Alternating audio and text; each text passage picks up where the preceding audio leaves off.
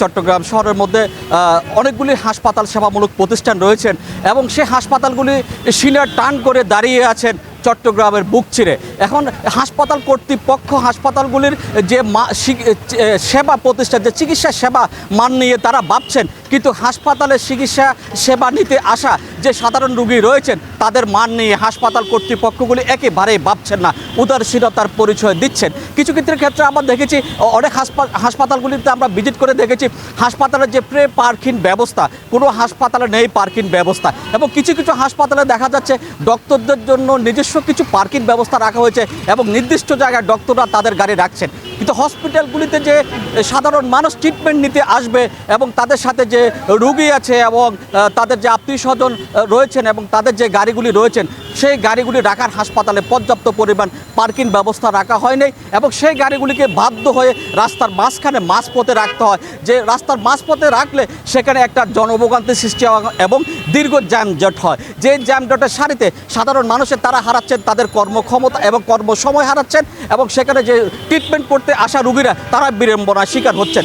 চট্টগ্রাম উন্নয়ন কর্তৃপক্ষ এবং সিটি কর্পোরেশন হয়তোবা তারা এই হাসপাতালগুলি যে নিবন্ধিত হাসপাতাল রয়েছেন এবং তাদের এই প্রতিষ্ঠানগুলিতে পর্যাপ্ত পরিমাণে পার্কিং রাখে নাই, তারা সিটি কর্পোরেশনের রাস্তা ব্যবহার করে পার্কিং চালাচ্ছেন এবং পুরো রাস্তাটিকে জ্যামজট করে সাধারণ মানুষের জীবনে দুর্বিষহ তুলে ধরছেন। চিকিৎসা সেবার নামে রাস্তা দখল এবং সড়ক দখল, সাধারণ মানুষের নাগালের অবস্থা। চিকিৎসা নিতে এসে মানুষ এবং সাধারণ মানুষের বাইরে যারা আছেন সবাইকে ফোয়াতে হচ্ছে জ্যামজটে। আমি যদি একটু বলে রাখি, চট্টগ্রাম সিসিআর এবং ম্যাক্স এবং মেট্রোপলিটন হাসপাতাল, যে হাসপাতাল রয়্যাল হাসপাতাল যেগুলি রয়েছে, বিকেলের পর থেকে সেখানে সাধারণ মানুষ চলাফেরা করা একেবারে দুষ্কর। সেই সড়কগুলি একেবারে জ্যামজট হয়ে থাকে।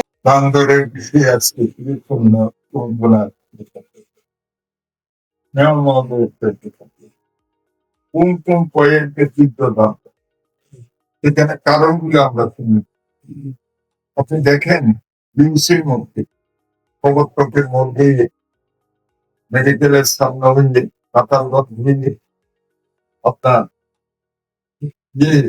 মুজফ্ফরের দিন পদ্ধতি, সীমানা পদ্ধতিতে মেডিকেল প্রাইভেট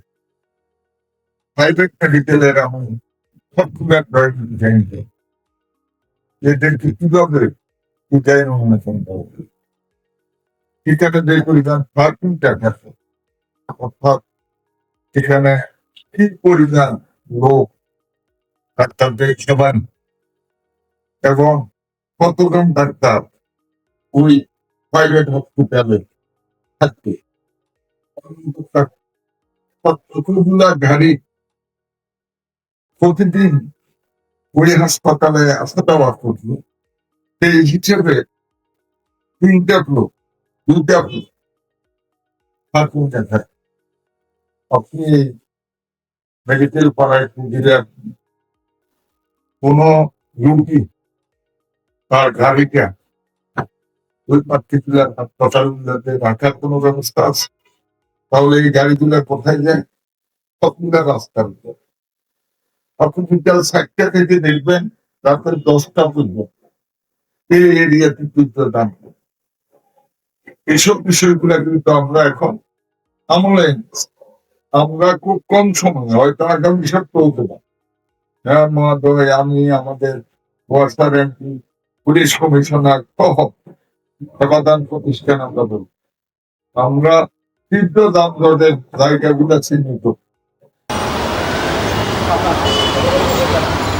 হাসপাতালগুলিতে পার্কিং না থাকার জন্য, কারণ হাসপাতালে পার্কিং না থাকার কারণে গাড়িগুলি একদম মূল সড়কে রাস্তায় রাখতে হচ্ছে। হয়তোবা চট্টগ্রাম সিটি কর্পোরেশন এবং সিডিএ উন্নয়ন কর্তৃপক্ষ তাদের যে উদ্যোগ গ্রহণ করার সেই উদ্যোগগুলি গ্রহণ করবেন। বন্দরনগরী চট্টগ্রাম থেকে মামুন আহমেদ, বীর Chattala TV. HM Expert B500 CWR স্বাধীনতার সুবর্ণ জয়ন্তীতে নতুন বাংলাদেশ গড়ার প্রত্যয় HM Steel।